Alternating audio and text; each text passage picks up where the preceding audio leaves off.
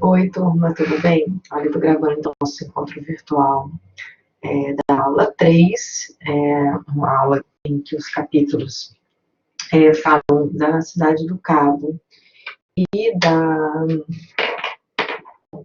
e de Paris, né?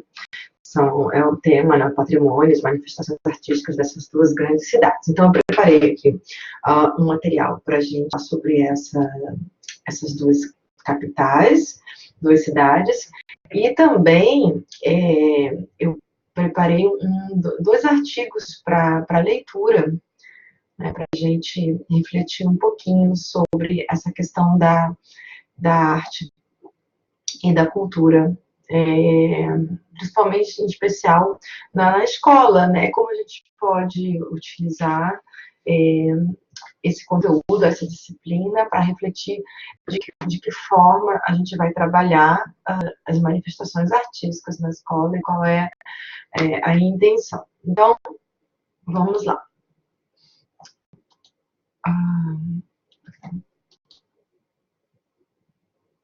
Aula 3, Arte e Cultura, capítulo 5, Cidade do Cabo, capítulo 6, Paris.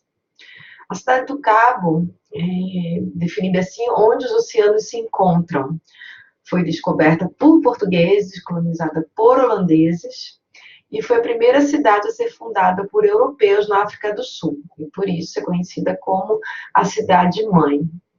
É capital do poder legislativo e é a cidade portuária, ou seja, tem um porto importantíssimo na África do Sul, e industrial. Boa parte das indústrias estão nessa região. A cidade do Cabo, ela tenta, na medida do possível, superar as questões étnico-raciais que marcam muito a história e a cultura da África do Sul. Aí eu trago um verso de Fernando Pessoa. O monstrengo que está no fim do mar, na noite de breu, ergueu-se a voar. A roda da nau voou 3 vezes a chiar, e disse: quem é que ousou entrar nas minhas cavernas que não desvendo? Meus tetos negros do fim do mundo? E o homem do leme disse, tremendo: é o rei Dom João II. Então, essa poesia do Fernando Pessoa se refere, então, à colonização da cidade do Cabo. Mas a gente vai voltar, né? E antes dos portugueses, dos holandeses, né, invadirem, colonizarem esse pedaço da África, tinha os habitantes originais, que eram os Khoikhoi. Os Khoikhoi, que pode ser traduzido, né, como pessoas ou pessoas reais, são um grupo de pessoas da etnia Khoisan. Ao contrário do povo vizinho de caçadores-coletores, San, né, que é o povo tradicional da região vizinha à cidade do Cabo, o Khoisan, né, a etnia Khoisan, tradicionalmente praticava agricultura pastoral nômade, né, ou seja, vão se deslocando, mas vivem de agricultura e do pastoreio. Quando os imigrantes europeus colonizaram a área após 1652, os Khoikhoi ainda mantiveram grandes rebanhos de gado angune nessa região, cidade do Cabo. Os colonos holandeses os rotularam como hotentotes, que é a imitação dos sons de clique, clique, e são característicos da linguagem Khoikhoi. Mas hoje, atenção, chamá-los assim é considerado depreciativo e ofensivo, né? É como a gente chamar o nordestino no Rio de Janeiro, chama de Paraíba, em São Paulo, chama de baiano, qualquer nordestino. Então, é considerado depreciativo, né? Em Curitiba, no Paraná, tem chamar o polonês, né, de polaco, também é um pouco... tem uma tonalidade ofensiva que não deveria ser usada, por exemplo, no ambiente escolar. Tá? Cidade do Cabo. Então, além, né, então tem também o San, essa outra tribo, né, e que já não era, como a gente viu aqui antes, né, eram caçadores-coletores, não eram agricultores nem pastores, então a gente tem esses caçadores, que são os San, e segundo um estudo realizado pela Universidade Uppsala, na Suécia, que analisou o DNA dos San, o Khoisan, eles se separaram do resto dos povos africanos há 100 mil anos, ou seja, muito antes da humanidade ter saído da África. Uma curiosidade sobre o San, né, tem a dança, também conhecida como dança da cura, que é esse elemento mais misterioso do San de Kalahari. É um ritual no qual um estado de consciência alterada é atingido durante uma dança rítmica e de hiperventilação do cérebro, né? Existem várias danças rituais, né, que se utilizam dessa hiperventilação do cérebro. E durante as danças, que podem durar a noite toda, os San acreditam estar imbuídos da potência animal e têm acesso a um reino espiritual onde podem entrar em contato com Deus, lutar contra espíritos malignos, ganhar poderes de cura e ter visões. Tem um filme bem interessante, é uma comédia, se chama Os Deuses Devem Estar Loucos, e tem uma tribo, né, que aparece ali e identificam essa tribo como uma tribo San de Kalahari. Então, a história dos deuses devem estar loucos esse filme a gente encontra inteiro no YouTube.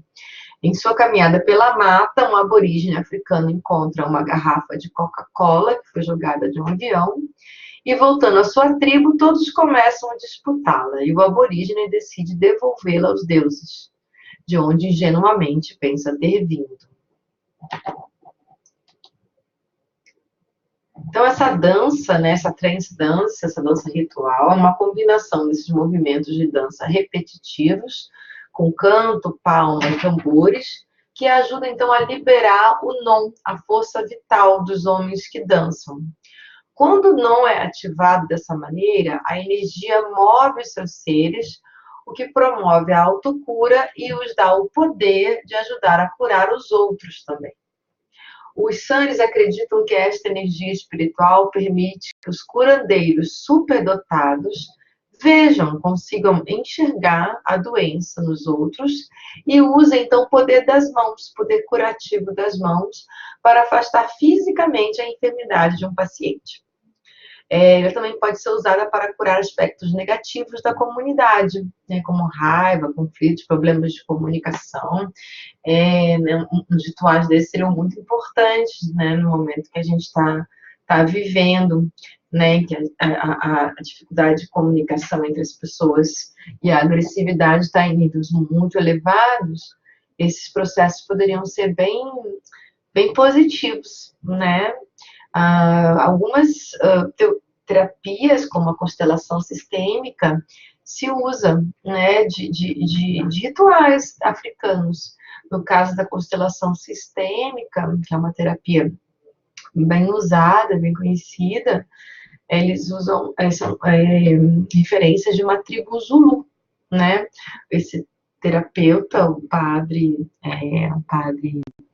alemão, Bert Hellinger, ele observou uma tribo Zulu, rituais para se resolver conflitos, né, pessoais, familiares, da comunidade, e assim ele fez uma terapia. Então, a colonização da cidade do Cabo foi estruturada sob a influência de diferentes povos e nações.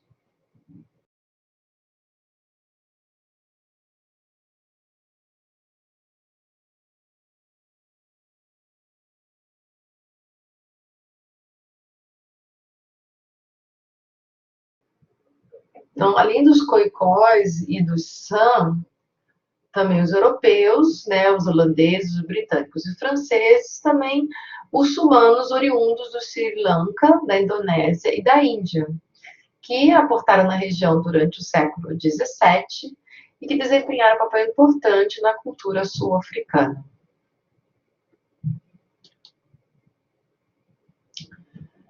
O que aconteceu nessa região, politicamente, de grande importância, foi o apartheid, né?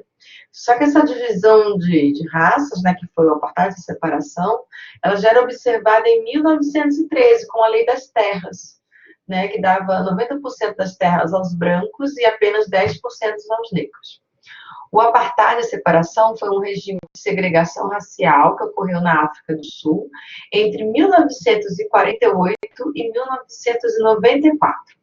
Era baseado na diferença racial e impunha aos negros regras rígidas, limitando direitos políticos, sociais e econômicos.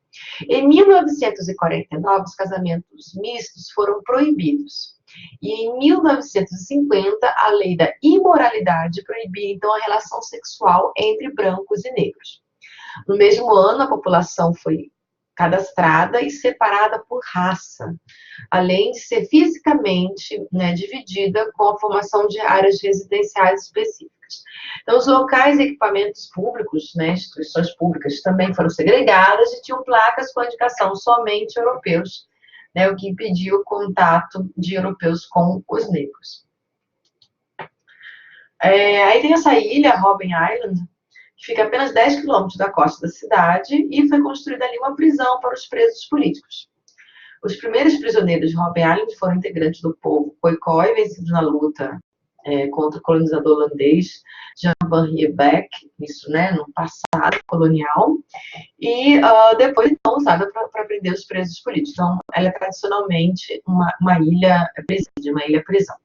A ilha hoje é considerada ponto turístico da África do Sul, e já que abrigou, né, presos ilustres como o líder Nelson Mandela, que era foi um preso político. Nelson Mandela, né, que viveu de 1918 a 2013, era também chamado Madiba, pelo seu clã, foi uma das personalidades mais eminentes na luta contra o apartheid. Ficou preso durante 27 anos. Em 1993, ele recebeu o Prêmio Nobel da Paz e, em 1994, tornou-se o primeiro presidente negro da África do Sul. Um pouquinho mais sobre Nelson Mandela. Seu nome de batismo, Rolihlahla, significa puxar o galho de uma árvore, ou, informalmente, criador de caso. Ele passou a ser chamado de Nelson na escola, quando a maioria das crianças recebiam nomes ingleses, para que os colonizadores brancos pudessem pronunciá-los. Posteriormente, também seria chamado de Madiba, nome do seu clã, ou Tata, que significa pai. Algumas frases do Nelson Mandela. Para odiar, as pessoas precisam aprender. E se podem aprender a odiar, podem ser ensinadas a amar. A educação é a arma mais poderosa que você pode usar para mudar o mundo. Mandela estudou Direito na Universidade de Witwatersrand, em Joanesburgo. Esses nomes holandeses são difíceis de pronunciar. E foi o primeiro negro a abrir uma firma de advocacia na cidade, em 1952.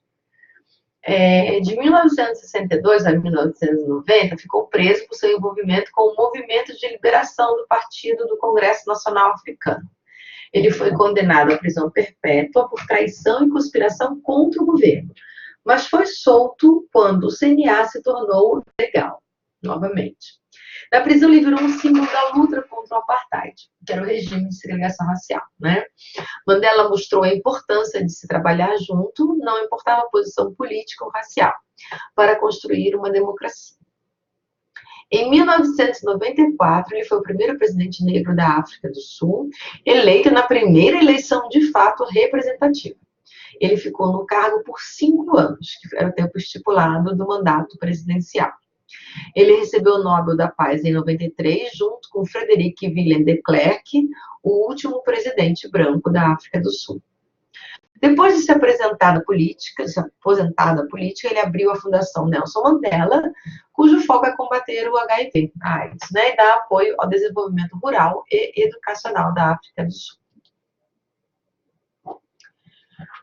Mas saindo de Nelson Mandela, vamos falar dessa tradição bem curiosa na África do Sul, que é um estilo de música sul-africana com raízes rurais Zulu, então, né, essa outra tribo, né, que eu citei, e que continua a influenciar os músicos em todo o mundo. Ele surgiu em 1960, o Mbacanga, E, enfim, se for no YouTube, você vai ver um pouquinho, né, dessas danças, dessas músicas bem típicas da África do Sul. É um pouco como a gente falar do maracatu, né, do samba, enfim, conhecer um pouco das tradições musicais da África do Sul. Pratos típicos da África do Sul. Um dos pratos mais típicos é a biltong, uma espécie de carne seca. A carne é cortada em tiras grossas e depois são aplicados vinagre, sais e temperos, como coentro, pimenta e cravo. E antes a carne era seca ao ar, livre, no sol, como no Nordeste do Brasil, mas hoje também são usados fornos elétricos. É interessante, né, a gente ter acesso a essa questão da música, da comida, conhecer e ver, né, que existem semelhanças, diferenças e diversidades, e como cada região, cada cultura, né, tem o seu valor, né, que dá as suas específicas manifestações. Outro prato típico é o bobotier, que tem várias origens étnicas, foi levado para a África pelos holandeses, que pegaram a receita da Indonésia. Ele foi adotado pelos malaios de origem muçulmana. Trata-se de carne de gado ou cordeiro moída com passas, temperos e molho de pimenta, e assada sob uma mistura de ovos. Então, põe a carne e em cima faz essa mistura de ovos, né? Fica uma espécie de quiche, uma torta. E o boerewors, bem holandês, assemelha ao salsichão brasileiro, e seu nome quer dizer algo como salsicha de fazendeiro. É uma salsicha, né, um embutido feito principalmente de carne de gado e parcialmente de carne de porco ou cordeiro especializados. É normalmente servida com papo, um alimento parecido com polenta, ou então grelhada e servida no pão como um cachorro quente, bem típico da Holanda, da Alemanha também, da Áustria, né? O chakalaka é um molho, é um dos acompanhamentos mais típicos dos pratos na África do Sul. Não tem uma receita assim, né, definida, séria, cada região faz do seu jeito. É um molho apimentado de vegetais e quase sempre tem feijões. Assim como tem cebola, alho, tomate e curry, né? E outros ingredientes que variam muito. Geralmente é servido com papi, né, que é essa polenta, macarrão, pão, milho, carne, ou qualquer outro prato típico da África do Sul, né? Uma salada, molho de feijão. Um doce, os doces, né, tem uma influência holandesa bem forte. Aqui a gente tem o Koeksister, que é parecido com um bolinho. Existem duas versões, dois grupos étnicos diferentes. Os afrikaners fazem a massa trançada e frita e depois mergulham em um xarope frio de açúcar. Já a versão dos malaios do Cabo tem formato oval e depois de frita é passada em xarope quente e polvilhada com coco ralado. Uma espécie de pão doce, né, de snack, não sei. Com influências da colonização holandesa, uma das mais tradicionais sobremesas sul-africanas é a melktert, ou torta de leite. A torta consiste em uma massa fina recheada com um creme feito de leite, ovos, açúcar e farinha e polvilhado com uma fina camada de canela. Tem mais, olha que a comida na África do Sul é variada. Traduzido como pequena panela de comida, este prato típico da África do Sul, o potjekos, é um ensopado de carne feito em uma pequena panelinha de ferro, daí o seu nome. Esse é um prato de festa, preparado na rua e pode demorar algumas horas para ficar pronto enquanto as pessoas conversam, socializam, né?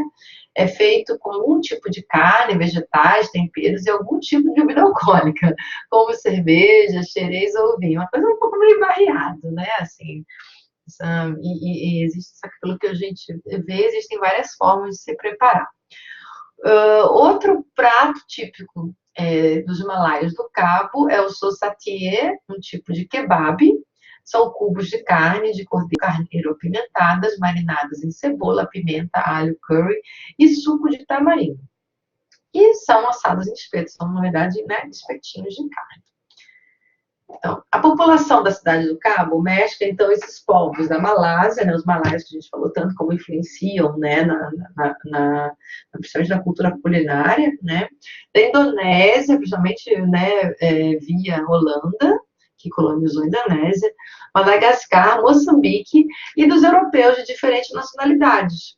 Embora o inglês seja a língua oficial, fala-se também o Xhosa, o Zulu, o Soto e também outros dialetos. Um trechinho do nosso livro-texto. Durante muito tempo, a história não só da Cidade do Cabo, mas da África, de um modo geral, que nos foi apresentada pelo discurso europeu, gerou uma ideia superficial e preconceituosa da cultura negra africana, por meio de ideias etnocentristas, que reforçaram estereótipos e enfatizaram diferenças, tratando-as como exotismos. A construção da memória de um povo é também uma engrenagem de poder e de hegemonia. Portanto, o silêncio e as lacunas discursivas são também fala e revelação de algo que precisa ser mudado. Saindo de Cidade do Cabo, pegando um avião, atravessando toda a África, chegando na Europa, a gente desembarca em Paris, a cidade luz, né? É uma cidade bem conhecida, com uma quantidade, uma diversidade, né, muito grande de habitantes de várias etnias, nacionalidades, né? Principalmente migrantes de origem africana e árabe, que vieram das ex-colônias francesas, como Senegal, Argélia, Marrocos, Tunísia e poloneses, escrito polaco, mas são poloneses, húngaros e judeus, que se instalaram no país. Chateau Paris é uma comédia ambientada na comunidade de imigrantes de Paris. O título se refere à estação de metrô Chateau d'Eau, em torno do qual vive uma vibrante comunidade de descendentes africanos. É importante notar isso, né? Como a França, ela... vou apagar isso aqui, ó. Vamos apagar, se eu consigo. Não consigo. Enquanto a França... Ela colonizou, né, foi um grande país colonizador. Quando a França, esse país proclamou independências, muitos migram, né, vão de retorno ao país colonizador. Em 1163 foi construída a Catedral de Notre-Dame, destruída por um incêndio no ano passado, ou esse ano, né? Já não me lembro mais, as coisas estão andando tão rápido que a gente perde a noção. Mais do que uma homenagem à Mãe de Jesus, a construção simbolizou a aspiração da elite francesa em ostentar e valorizar a cultura urbana. Durante o século XV, Paris deixou de ser a sede da corte e se transformou em uma cidade com características administrativas e judiciárias. Com o início da Renascença, passou a ser alvo de intervenções humanas a fim de ordenar a sua expansão. A capital francesa sofreu dois grandes impactos no século XIII e XIV. No século XIII, teve um surto de peste negra, justamente quando Paris era o centro cultural da Europa. E sendo a cidade mais populosa da região, viu parte da sua população dizimada de maneira avassaladora. A Guerra dos 100 Anos durou de 1337 a 1453. A disputa entre britânicos e franceses pela sucessão do trono atingiu a população camponesa. É um marco importante para a construção do ideal de nação entre os franceses. Foi a partir dele que Joana d'Arc se tornou uma figura mítica. Vamos falar então da Joana d'Arc, né? Enquanto a França lutava então contra o reino inglês e os bourguignons na Borgonha, uma parcela de franceses do condado da Borgonha, Joana era ainda uma criança. E aí existe o grande mistério da Joana d'Arc. Né? Como o rei francês Carlos VII aceitou receber uma adolescente analfabeta que alegava receber mensagens divinas e tinha visões. Né? Ela foi aceita por Carlos, que colocou ela no exército, e ajudou em muitas vitórias, mas ela foi capturada e vendida para a Inglaterra por um valor de 10.000 libras. No seu julgamento, Joana cresceu com crianças brigando, e por isso ela também queria lutar. Ela foi chamada de bruxa, herege, possuída pelo demônio, entre outros termos simpáticos. A sua virgindade foi questionada e ela foi desacreditada porque usava roupas masculinas, né? Durante o seu julgamento, apesar de toda a ajuda que o Ricardo VII recebeu, ele não fez nenhum esforço para ajudar a Joana d'Arc. Porém, ela foi queimada, né, na fogueira como bruxa, e em 1453, essa camponesa, Joana, foi considerada inocente pelo Papa Calixto XIII. Em 1909, 5 séculos depois, a Igreja Católica autorizou a beatificação da moça e em 1920 ela foi canonizada pelo Papa Bento V. Hoje, Joana d'Arc é considerada um ícone sagrado na França e também está sincretizada em religiões afro-brasileiras, como a Orixá Obá. Tem vários filmes, um deles é esse aí, Joana d'Arc, de Luc Besson, né, que conta a história de Joana d'Arc. Continuando a história ali na França, né, que é a história de Paris, na segunda metade do século XVIII, em 1789, a França protagonizou a Revolução Francesa. É o fim do absolutismo monárquico. A França passa a ser modelo para o mundo de uma monarquia constitucional republicana e depois como império na época de Napoleão Bonaparte. Embora a Revolução Francesa não tenha começado em Paris, a cidade, assolada pela forte crise econômica que tinha então, viveu muitos anos, né, de racionamento, prisão de intelectuais, de padres, de nobres, de burgueses, enfim, um estado de guerra, né? Foi a época do terror, que acabou, enfim, com a morte do rei Luís XVI. E centenas de pessoas foram condenadas à morte na guilhotina. A Revolução Francesa é analisada nesse livro de Hobsbawm, esse grande historiador inglês. Então, nesse primeiro capítulo, ele analisa o que a burguesia liberal do século XIX fez com a Revolução Francesa. O segundo capítulo mostra aqueles que temeram ou fizeram ou esperaram fazer uma revolução, que os levou para além dos jacobinos e, portanto, assimilou a experiência de 1789 e dos anos seguintes.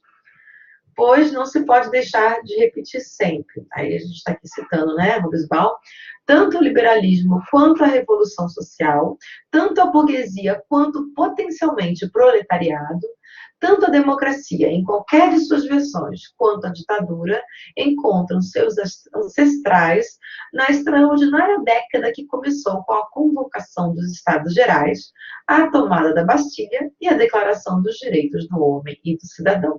Então, a Revolução Francesa ela tem uma importância primordial, né, fundamental para a história da democracia no Ocidente. Durante e após a Revolução Francesa, Paris sofreu crescimento demográfico e também depredação de diversos edifícios públicos, construção de inúmeras construções improvisadas, e esse cenário só foi alterado em 1848, quando Napoleão Bonaparte se torna imperador e transforma Paris na capital do seu império, né? Esse filme, Maria Antonieta, conta a história da jovem rainha austríaca que se casa com Luís XV, é baseada em uma obra biográfica e demonstra como a família real francesa viveu na época da Revolução Francesa. Em seguida, a gente tem a Belle Époque, é o período compreendido entre o final do século XIX até o romper da Primeira Guerra Mundial, em que encontramos o apogeu da influência cultural de Paris, a grande capital da arte e do lazer. Então, uma época em que a arte tem um crescimento fulminante.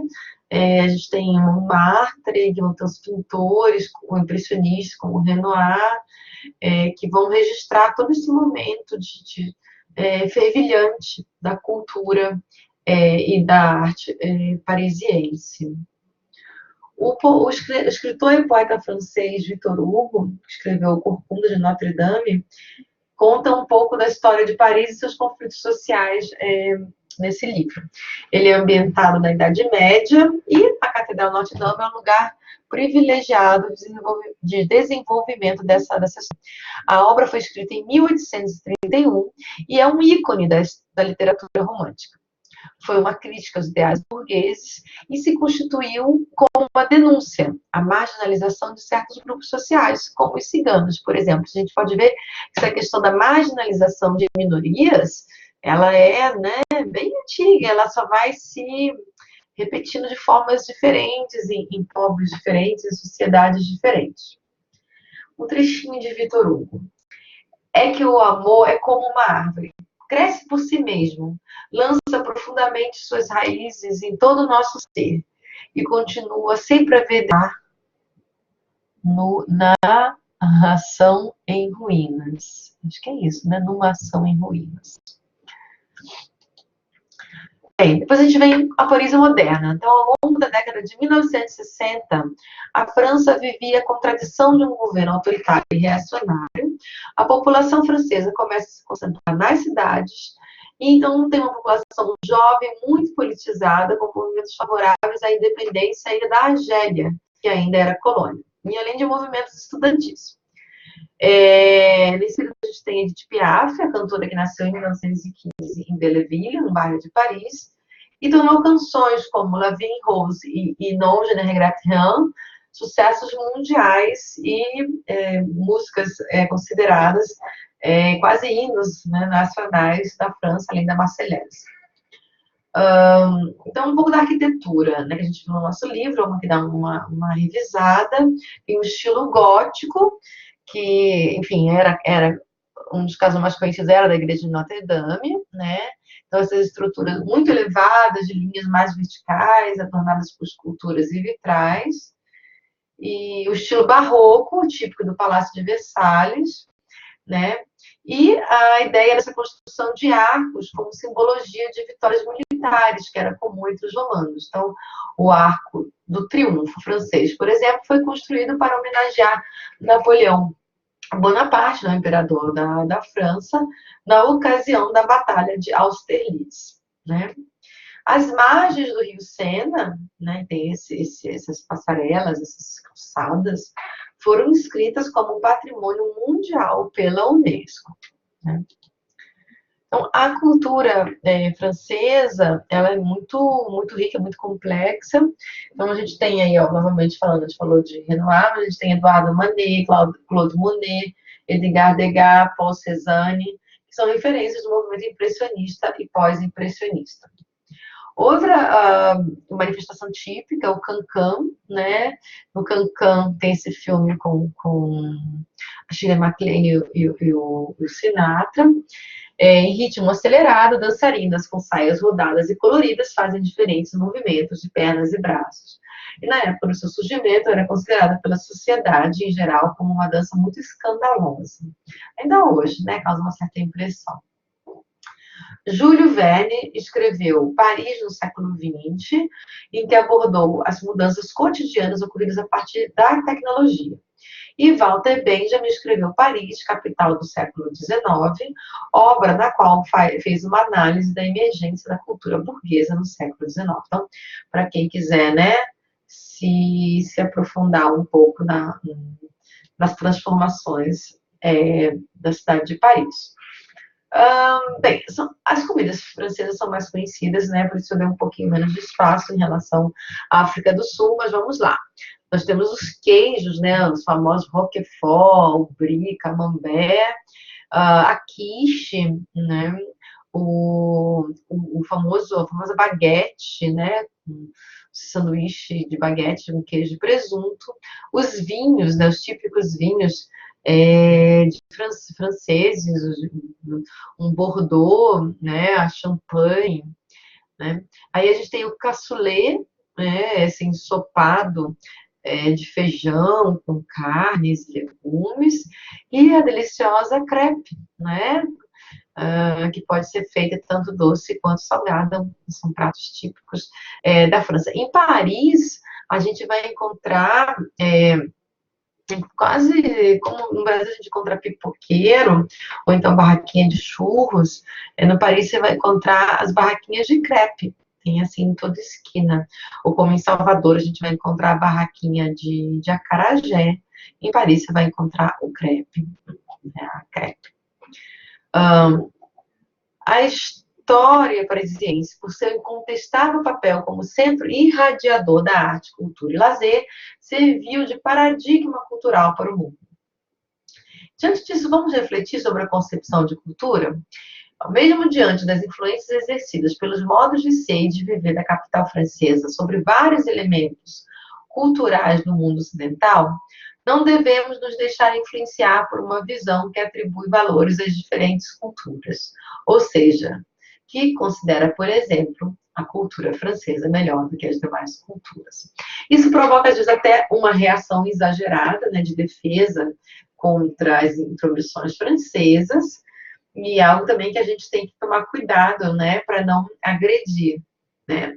Nesse sentido, termos como cultura de elite, cultura popular, cultura erudita, são rótulos que classificam a cultura que devem ser evitadas, né? Então, aqui a gente termina esse slide, mas eu quero continuar com vocês com um resumo, né, dos capítulos, que é o que vai aparecer nas atividades, mas eu queria ler com vocês esses dois artigos. Vai ser um pouquinho cansativo, porque eu tirei foto dos artigos e trouxe aqui para a gente ler junto, tá? Eu vou tentar ler de uma forma mais dinâmica, para não cansar muito. São dois artigos. O lugar do valor no mundo da arte é um trecho de um livro clássico chamado A Educação da Arte, de Herbert Reed, tá? E um outro livro de Fusari, da Maria Fusari, Como Estudar Arte na Escola, é um trechinho, é um capítulo do livro Arte na Educação Escolar. Então, vamos lá. Primeiro a gente vai ler o lugar do valor no mundo da arte. Há, evidentemente, muitos graus de sentimento e muitos modos de expressar esses sentimentos. E somos obrigados a procurar um modelo de valor que nos permita estabelecer distinções entre eles. Não é válido afirmar que a maneira mais forte ou mais direta é necessariamente a melhor maneira. Isso daria um elevado valor a um mero grito de alegria ou de tristeza de um animal, e levaria aquilo a que chamamos crueza ou sentimentalidade na arte. Obviamente, se temos de distinguir, e aqui vai ficar mais difícil de ler, e eu vou aumentar para você, uma arte da expressão, da própria expressão, tudo dependerá da elaboração ou do requinte destas respostas elementares. Poderíamos começar por supor que o próprio artista sente tão fortemente e põe tanto do seu sentimento na sua obra de arte, que esta fica como se fosse contagiosa e comunica aquilo que o artista sentiu a quem quer que olhe para ela. Isto, na verdade, é a base desse tipo de arte já mencionado, a que se chamou muito logicamente arte expressionista. O artista esforça-se por exprimir os seus sentimentos mais do que registrar as suas observações.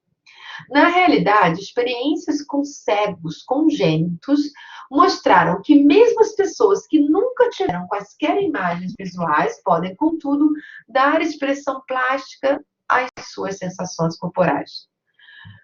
Também se mostrou que a expressão destas sensações não visuais explica certas qualidades, mesmo na arte de pessoas com vista normal. Qualidades de distorção e ênfase significativas, que têm sido normalmente consideradas como maneirismos arbitrários do artista. Mas estas qualidades expressivas na arte, apesar de poderem significar desvios da perfeição formal das leis físicas que a nossa sensibilidade pode parecer exigir, não explicam o chamamento que a arte provoca. Não só as nossas sensações, mas também as mais elevadas faculdades sintéticas do espírito e da imaginação. vimos que o apelo imaginativo da arte é um processo muito sutil, que tem lugar abaixo do nível da nossa vida consciente normal, ou seja, atua no inconsciente. E não me parece que qualquer filósofo ou crítico se aventure a explicar este assunto completamente. Se olharmos para um retrato feito por Rafael ou para uma paisagem de Bruegel ou Constable, é natural supormos que o que apela para nós nesses quadros é a soma total daquilo que vemos com os nossos olhos e compreendemos na base da experiência diária. A representação exata da personalidade do homem ou os detalhes e a atmosfera de uma cena fora de portas. Apreciamos a inteligência do artista e, se formos simples de espírito, pensaremos que a arte está na inteligência e que todos os quadros têm de ser mais ou menos como os quadros de Rafael ou de Bruegel. Podemos olhar mais à nossa volta e descobrir, novos tempos e países, que as obras de arte feitas por homens são muito diferentes das obras de arte feitas por Rafael ou Bruegel. Descobrimos que os antigos egípcios e assírios esculpiram animais monstruosos, como a esfinge e o grifo.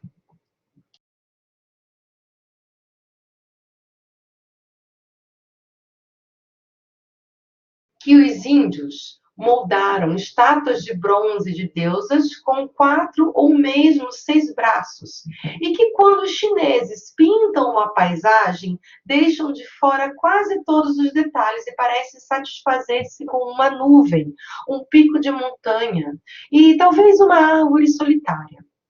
Descobrimos que os gregos tinham uma forma de arte e as tribos celtas do norte da Europa outra completamente diferente. Que quando a África, a América e os mares do sul foram descobertos, em cada novo continente foi descoberta um tipo novo e estranho de arte. Em resumo, se juntarmos toda a arte do mundo, o tipo de arte que associamos a Rafael, Bruegel ou a Constable é uma minoria. É apenas um tipo de arte e limita-se a alguns países num canto do mundo. Por isso, não devemos ser pretensiosos e imaginar que é o único tipo de arte ou necessariamente o melhor tipo. Devemos olhar para todos os tipos de arte e só então estaremos em posição de compreender como a arte apela para a imaginação. Vimos que a forma de uma obra de arte apela diretamente para os sentidos. É possível explicar esse apelo em termos da física, da fisiologia, e dado que estas ciências são universais, podemos esperar e realmente descobrimos que as propriedades formais da arte não variam de país para país ou de período para período. Há, evidentemente, muitas aplicações diferentes das leis da natureza. E as formas de arte são tão variadas como as formas de vida. Mas os princípios subjacentes de forma e estrutura são os mesmos. As outras propriedades da arte, aquelas que não são formais, não têm uma base inevitável. São antes fantasias manifestadas pela imaginação.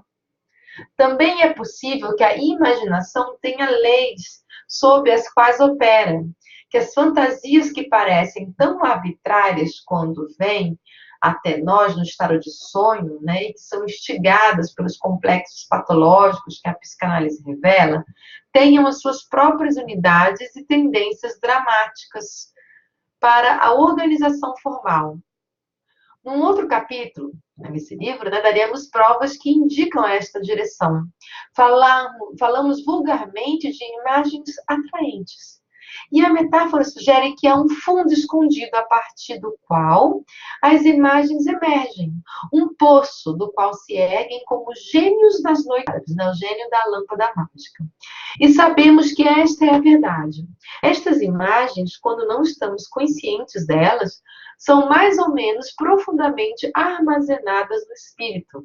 E quando estão completamente submersas, dizemos que estão no inconsciente.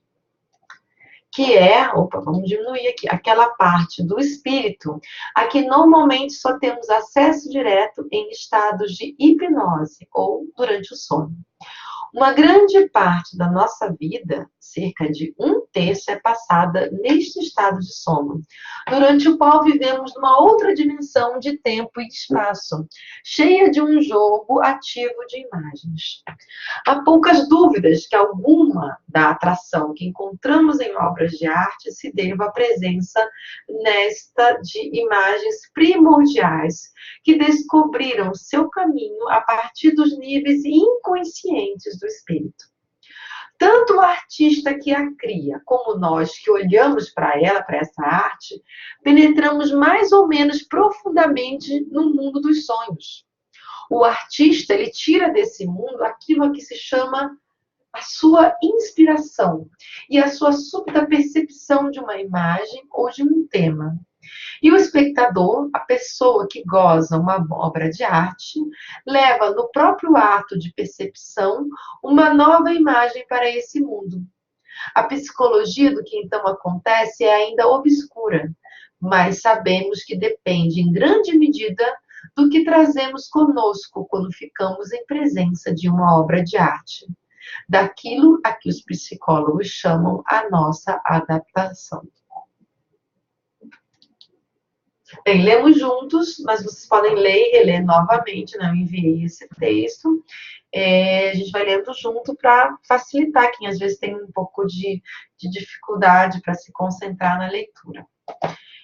Como estudar arte na escola é o outro texto, um pouquinho menos denso, né?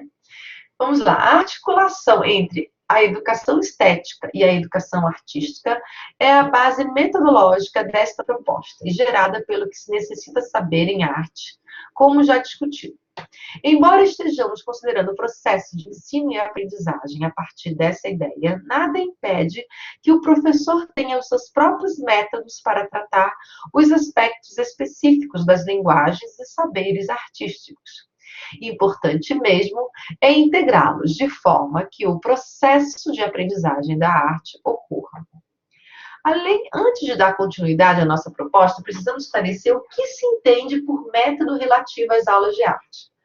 Os métodos de educação escolar em arte são os próprios caminhos delineados no ensino e aprendizagem artística e estética para se chegar a uma finalidade, isto é, ao conhecimento da arte.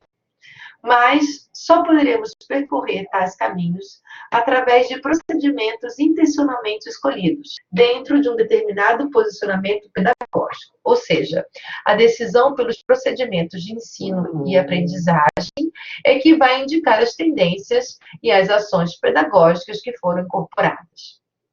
Exemplificando, são esses procedimentos que vão mostrar se os passos dados no método centralizam a atividade artística num espontaneísmo. Deixa eu colocar aqui melhor. Na técnica pela técnica, no autoritarismo do professor ou na apreensão e reelaboração da cultura artística vivida pela humanidade. Com base nessas considerações, vamos agora explicar as principais etapas para o planejamento da atuação profissional docente, preocupado com a experiência e o crescimento cultural artístico do estudante.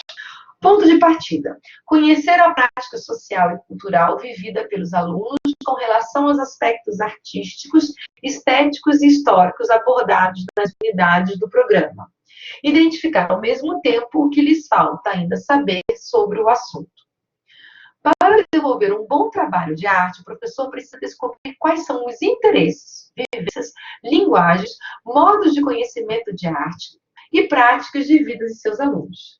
Conhecer os estudantes na sua relação com a própria região, com o Brasil e com o mundo. É um ponto de partida imprescindível para o trabalho de educação escolar em arte que realmente mobilize uma assimilação e uma apreensão de informações na área artística.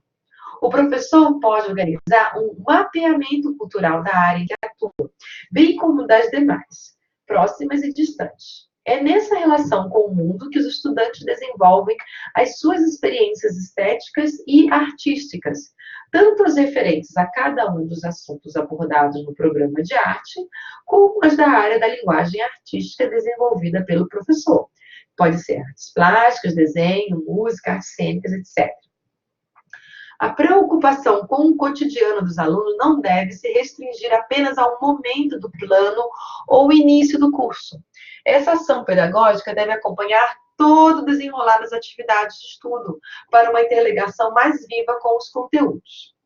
O processo de desenvolvimento das aulas de arte, organizar as atividades de ensino e aprendizagem que permitam o aprofundamento dos conteúdos escolares em arte, por meio de elaborações práticas e teóricas das dimensões artísticas e estéticas. Para organizar tais atividades, o professor precisa ter bem estabelecido as unidades e os tópicos de estudo necessários no curso de arte. Esses conteúdos, por sua vez, já devem englobar os aspectos mais significativos do conhecimento da arte e o levantamento das características artísticas, científicas e estéticas de sua região, bem como... desculpa, que agora deu um probleminha aqui.